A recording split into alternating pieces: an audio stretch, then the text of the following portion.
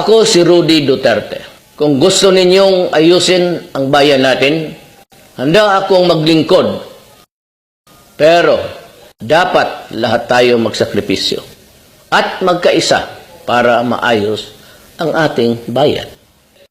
Kung happy na kayo sa continuing corruption, sa pag-usbong ng krimen, huwag ninyo akong iboto.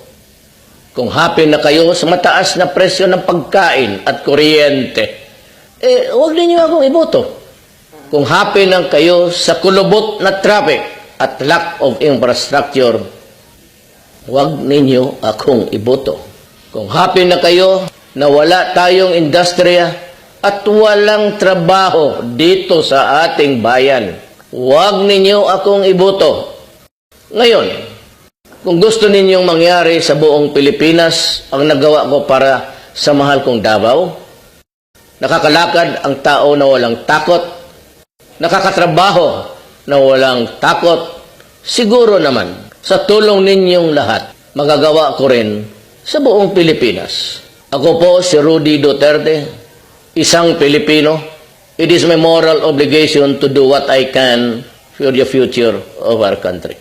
Maraming salamat po.